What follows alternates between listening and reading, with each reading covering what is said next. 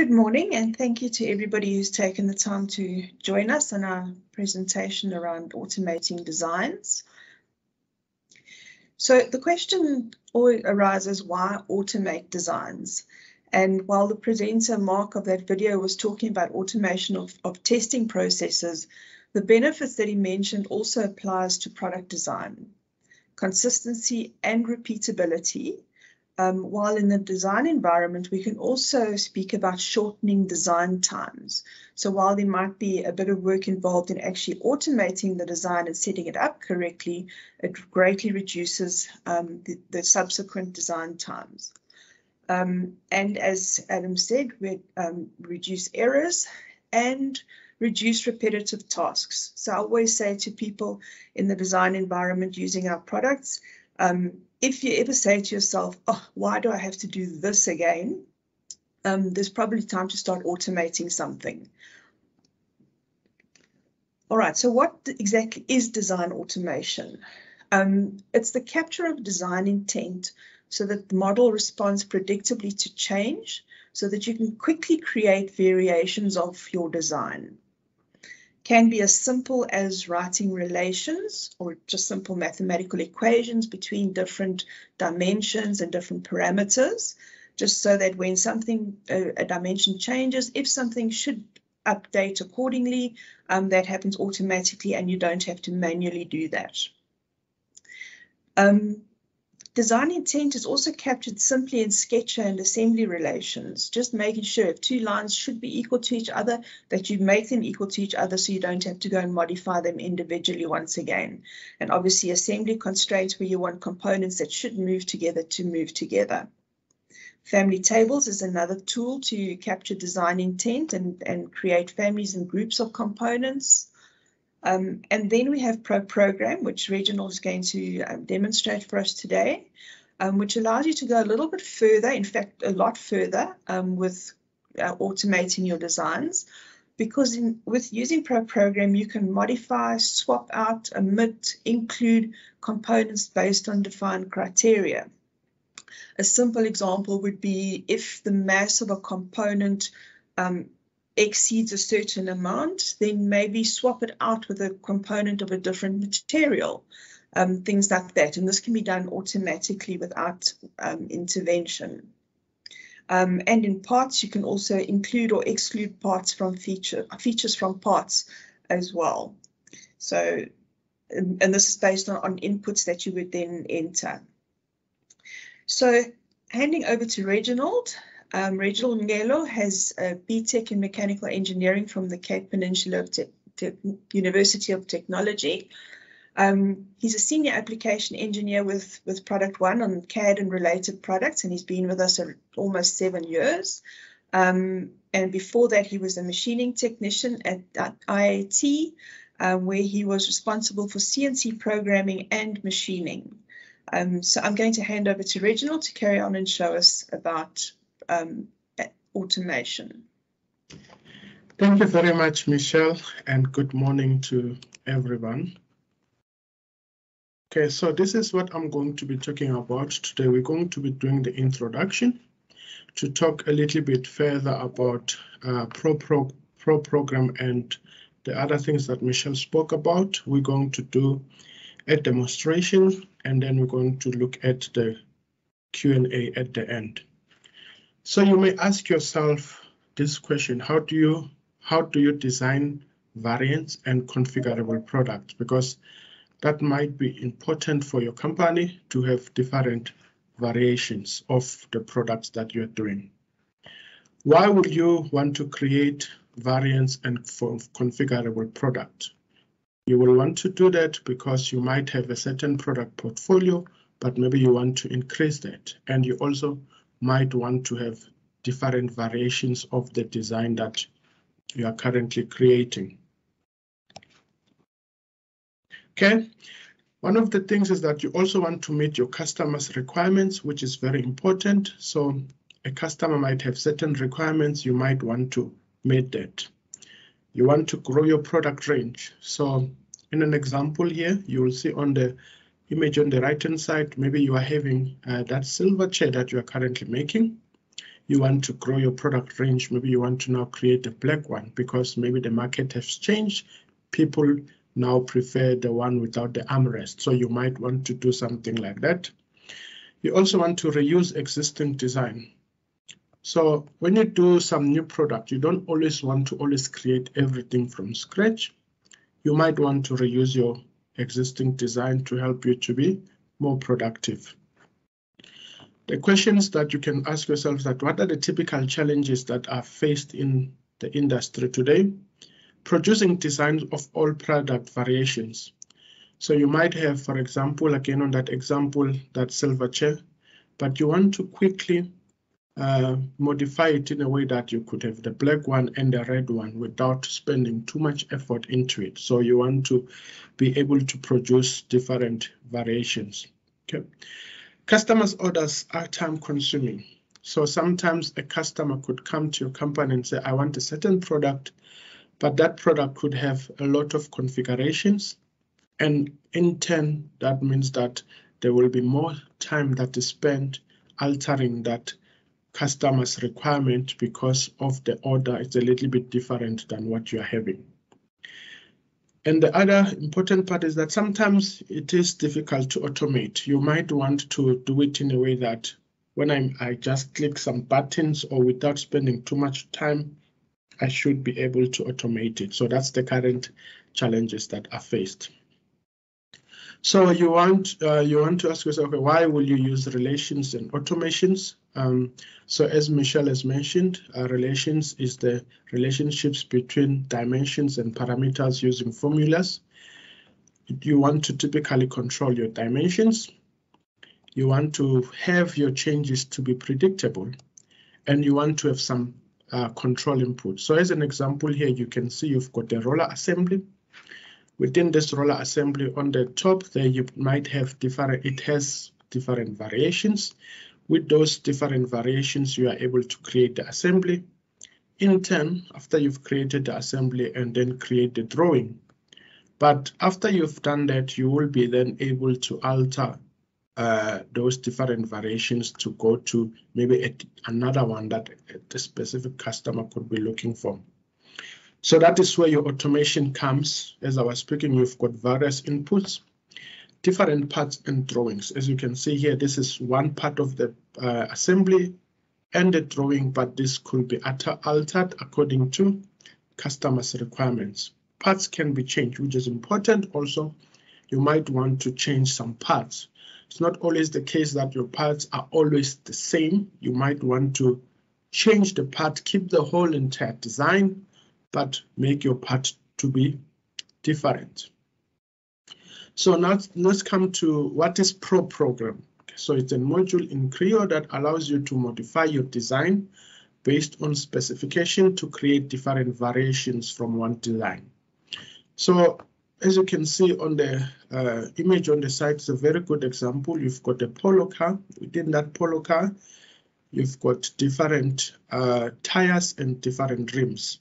So you want to automate that. So maybe someone could have a certain version of a car, another version of a car. So you want to quickly automate that. So instead of you having to redesign, replace manually, you want to actually automate and say, okay, certain customer wants this, and then you want the system or the software to do that for you. Okay.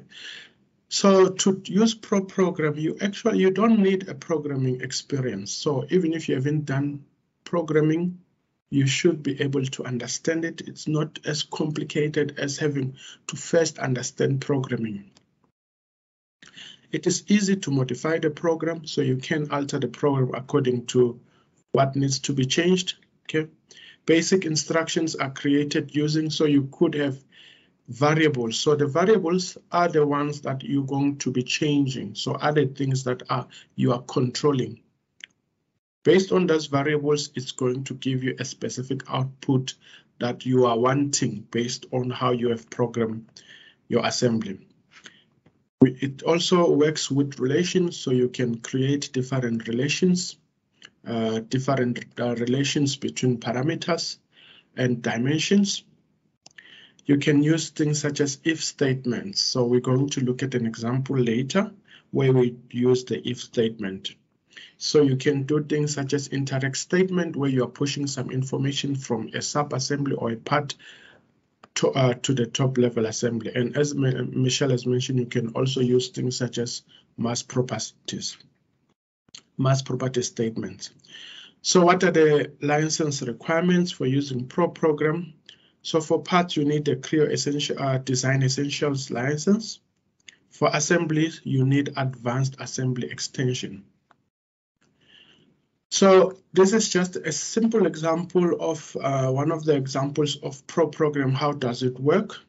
So firstly, you've got an input. So you will see there it's highlighted. So there we're going to be looking at an example. As we are going further, it's looking for a tube diameter.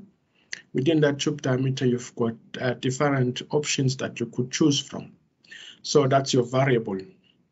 So your variable could be a number, a string, or a yes, no.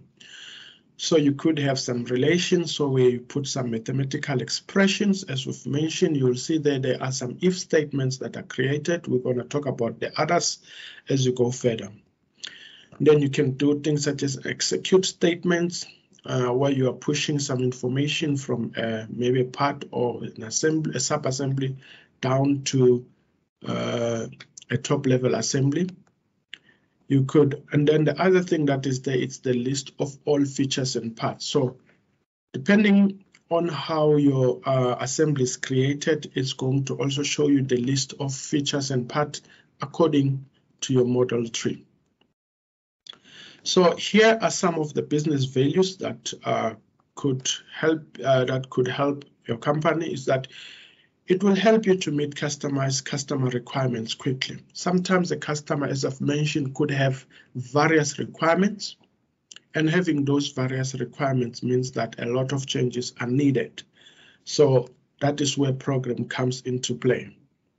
You want to increase your product portfolio, have various products that you are currently offering at your company so that you can always stay competitive. Increase productivity and accuracy. So you want to increase productivity and accuracy in a manner that every time you make some changes to your automation, you know that it will change in a particular way that you are expecting it to change. In that case, you do not have to worry about certain mistakes that could occur because that thing has been pre-programmed. So all the outputs have been pre-programmed. They will come out as you expect them to be. And in return, you're going to reduce your design cost because now after you've created all these designs and you have reduced the way you actually create some product in a short period of time, and then now you're going to reduce your design cost. So we've got an example here of one of our customers, which Maltotech, which they are companies helping the mining and mineral processing industry. So here they've used ProProgram to create a rubber screen that they've used in different industries, and in turn they were able to reduce their design time by 84.4% and improve their design quality as well. Right, and then now the next thing I'm going to be talking about the demonstration. So within the demonstration, I'm going to make a scenario whereby I'm working for a conveyor company. Within the conveyor company, we want to produce different variations of products. And when we want to do that, the reason for that is that we want to increase our product portfolio so that if a customer comes to us, we are able to produce a new customized product using minimal effort without spending too much time on that.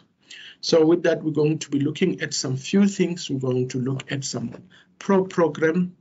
We're going to look at using interchange assembly. We're going to look at family tables, and then how do you also automate your drawing. So all in all, when you combine all of these things, and then you've got a complete automation that you are having. Okay, so let's continue. Let's have a look. So I'm having this as a simple example. We're having a tube. Within this tube here, we're going to first use it as an example to demonstrate what we want to do. You can see here I've got a tube, I've got a bearing, and then I've got a tube bolt.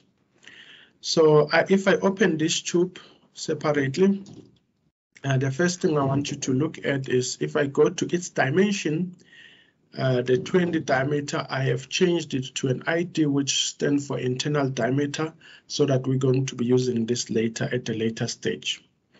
So with that, and then within the part ProProgram, if I go to Program, I click Edit from Model, and then I have created that ID, which is that ID parameter or dimension. I made it to be a number input. So now let's continue and then look at other things as well. The first thing we're going to be looking at is that we want to look at how do we integrate family tables in ProProgram. So the first thing we want to open this tube bolt. So currently it does not have a family table. So if I have it like this, I want to easily create a family table so that if I make some changes to this bolt can then change as I expect it to, but having different instances. We are interested in working with the bolt this dimension, this one which is called bolt D. So this one, please take note of this bolt D. We're going to use it in a bit. So I have renamed this one to be bolt D so that it is easily recognizable.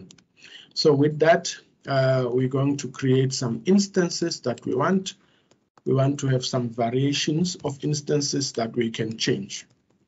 So we're going to make this to be 25, 30, and then from there we're going to make this to be 35. So this could be 25, that is 30, and that is 35. So now that we are happy with that, we just want to make sure that all our family tables are verified correctly, and Creo is happy with that. And then we are done. You can see now we've got the variations of 4 different kinds of instances. The next thing we would like to do is that we want to go to ProProgram and then create the basic program of the ones that we've created now. So what I want to first do is we want to create an input or a variable that we're going to be changing. And this variable that we are interested in is called tube diameter. So we're going to call it tube diameter, and our current diameter is 20 at the moment. We are going to create a relations so that we can create the relationship between that tube diameter and that parameter that we have created just now. To do that, you can use relations, and we are going to use that ID that I was talking about earlier. We say, okay, that ID must be equals to this tube diameter here. So we're going to insert that to the relations, and Creo is happy, so our relations do not have errors. And then now we can begin with the ProProgram. So ProProgram, you select under the model intent group, and then we're going to click program, and then we're going to edit it. As we are editing it, we want to add some inputs. So the input that we're interested in, as I've mentioned, the first one is tube diameter, which is the parameter we want, and then it is a number. And then here you can write some statements that should pop up so that the person that is doing this relation can understand what options do they have. So what is the tube diameter in this case? So we could choose from 20, 25, 30, and 35. So that is what we want. Okay, so this is the input that we are having. The next thing that we want to do here, we want to create, so we can see here, we've got our inputs as I've mentioned, we've got our relations. So we want to create a relations that allows us to look up for, within the family table, look up for that specific diameter value and match it against the tube diameter parameter. So to do that, we're going to use we're going to first, what are we looking for? So we want to create another parameter, which is called bolt size. To do that, use a formula called lookup instance. So we want to look up for an instance. Okay. So the instance that we want to look up for, we want to look up inside the tube diameter. So you give the actual name of where you are doing the lookup. So it's a lookup.prt. So, and then you specify generally how you want to look it up. Okay, and then from there you specify which within the family table, which dimensions or you want to look up against. So remember, I've talked about that bolt D that we've created, and we look up the bolt D and we match it against tube diameter. So even if you had a lot of other parameters that you are having in within family table, you could have looked up against those. Okay, so we have the bolt size, and then after we're having the bolt size, the next thing that we want to do, we want to go to the end where this feature is added, which is the tube bolt, and then we're going to change that with the bolt size name that we are having, bolt size. And then that's the end of this. So that means that now every time it's doing a lookup, I change the tube diameter to 25. It's going to look up for an instance that has got a diameter of 25. If I change it to 35, it will also do that accordingly. So let's check if everything is created correctly. Bolt size, lookup instance. Yes, we look for a tube diameter and everything seems to be fine. Okay, so we're going to save that. Okay, so from there, I can incorporate these changes to the model. So we've done a portion of the program, but at the moment, we do not want to execute it because there are some things that still has to be done. Okay, so from there, we're going to create interchange assembly. So now you've seen we've done an example whereby we're changing it with stuff that are actually identical. You will see that that dimension is exactly identical. It's exactly round. The shape has not changed. So you may ask yourself, okay, what happens if I've got parts that are different from one another? Well, in that case, you're going to use interchange assembly. So to do that, we want to create an interchange assembly, which is called tube interchange. So that's going to be our interchange assembly. So as we've mentioned, you will need advanced assembly license to be able to use interchange assembly. So we are interested in the tube. So there are a few parts that we're going to be working with.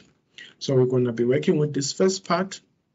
And then we've got various of parts that we could change. So you can see now these ones, they are round, so there are no differences. But let's have a look as we are adding the others as well. So you can see here the shape is slightly different. It's no longer round. And also we are changing the last one. The shape, you can also see it's different to the other one. So we've easily aligned them properly so that we can establish the relationship between them so that they can easily be interchanged. So to do that, we're going to use the reference pairing table. We are interested in this base model and we want to swap it in the tube assembly, which is the one we are currently working on. And then we want to interchange it with all these other different parts. Lastly, we also want to create the relationship between these parts. So the software will create the different tags so that if you do select the right one, when you interchange, it will interchange your parts according to the way they should be interchanged without giving some problems. So you can already see we've already created some few tags and we are done. You can see now we have matched everything as it should be matched. And then after we have done so, then that means that we are done with the interchange. You could interchange between one of these. So we are happy. Then the last thing we want to do now is let's go back to our ProProgram so that we can be able to interchange that tube depending on when you change the diameter. And then from there, we can do our automation. So to do that, we're going to resume. Resume our design. And then after we resume our design, you can already see we've done the number. So what we want to do now is we want to do some if statement. So we can do some if statement. I said, okay, we can say if tube diameter, is equals to 25. So we want to have the bearing to be equals to bearing, which is the current one, so that there should be nothing that should be changed there.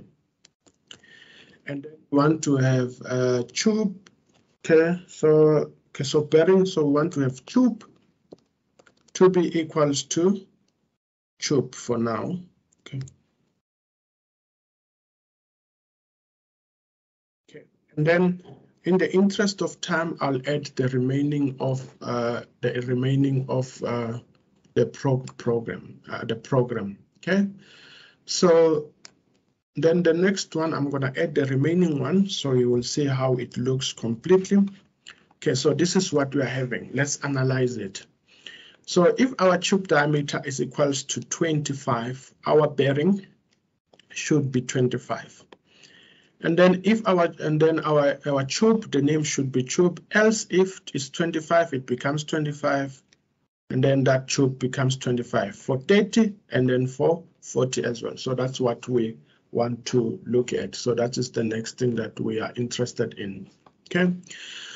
So, and then after we've done that, we are done with the relations. So we want to do the execute statement, the one I was talking about. So we want to push that ID from the sub-assembly to the top level. So to do that, you're going to do the execute part from the tube side, and then we're going to see that ID, which is the parameter from the tube, must be equals to tube diameter. And then you end your execute. And execute, okay. So we execute it as a part. If it was an assembly, I could have wrote an assembly tube, and then we're making a relationship that, okay, this must be equals to the other one. Okay, lastly, we want to make these other parts also to be interchanged. So to do that, you just add some brackets to mention that they are interchangeable, like that. And then from there, we are done with the program.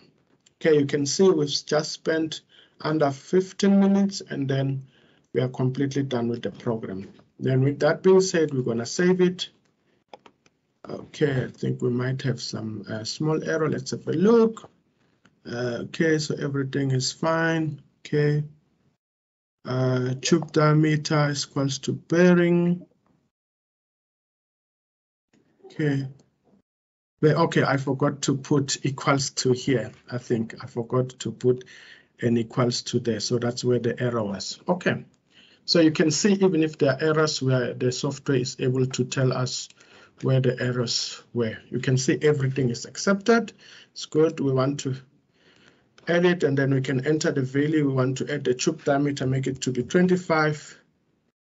Okay, and then you can see everything changed accordingly. So enter the value, tube diameter, make it to be 30. You can see it changes to 30. You can see here that is 30, tube 30, bearing 30, and then the ball. So see how easy it is that you can be able to change these different components. Even if you change it to another one, we can say enter tube diameter. Now we change it maybe to 35. And then you can see how easy it is that we're able to change it. So you can see that the main benefit of this is that you are easily able to interchange your parts. You can interchange using family tables. You can interchange it using interchange assembly. You will see that this one is no longer round as the default shape. And then you can see here tube 35, bearing 35, ball 35. That means that all our parts has been changed. If a customer comes to you, they want a different part, no problem. You just type according to input variables, and then you get the shape that you are looking for. So let's have a look at another example. We are going to be looking at the one for the automation. So here we're going to be looking at the one for the rollers, as I have mentioned. So this is another one that has got various rollers that are here, whereby you can be able to automate this one. So this one, the ProProgram has already been done with various inputs variables. So if we automate this one, and then you can see here, we can have various inputs variations that we can choose, or variables. So from there, I can choose it. So, okay, what is the belt weight? We'll make it to be 600. Okay, shaft diameter, leave it as it is. Load bearing, does it have a high bearing or a low? Make it high. And then we can give it, for example, an angle of 35. Okay, and then you can see how easy it is for it to change. But what is also important is that now there is a config in Creo that we are having, which is called rename drawing with object. If you go to it, configuration, and then you add that configuration, and then you save it with both, that means that if I have created a drawing, and then after I've created that drawing, I have created another instance or another variation using ProProgram, and the drawing was already there. If I save the part as, it will automatically save the drawing as well. So let's have a look at that. So here I've got this part here, which is called 100 times 8-FP. So if I open the drawing of it, so ProProgram, let me just set the working directory. And then, for example, I can open its drawing, which is something like that one. You can see I've got the different dimensions of it. If I change the ProProgram now, and then this part will also change. And if I do a save as, that also means that this drawing is also going to update accordingly. Okay, so let's have a look at what I'm talking about. So let's just make one more change this time around. So we're going to enter the values, and then from there, we're going to make it to be 1.5. Okay, we're going to make it maybe an angle of 20 as an example. Okay, so you can see here, now this one is a bit lower. So you can see this one is even more closer. So I can open this one separately, do a save as of it. Give it save as a copy. I'm going to call it 100 times 8. I'm going to say maybe 1520 just for the angle. That's fine. If I click OK, then I go to my drawing, and then there it is. How cool is that? You can see now the drawing has been created, and you can see now I don't have to recreate the drawing. So in summary, you can see that we are able to automate everything. We've created the family tables, the interchange, the ProProgram, and everything combined. We are able to do the actual automation. So now if we go back to the summary of the presentation, so here are the different results and summary of what we're talking about. So the results are there were 120 variations that could be produced instantly within our roller assembly. Each variation can be created in less than 15 seconds. So based on the input variations, you just put the different input variations or variables, and then with less than 15 seconds, a new design can be changed, can be created. Manually creating each variation will take much longer. So imagine you had to make so many variations manually. That could take so much longer. And if it takes so much longer, that means that the people in the workshop or who are manufacturing this will have to wait a bit longer before they can start the production of the parts. Whereas if you do ProProgram, you can do the variation earlier. That means that they are able to get the parts earlier in the workshop, and you are able to produce the parts in a short period of time. So the question that I'm having to you is, what will this mean for your company? Thank you.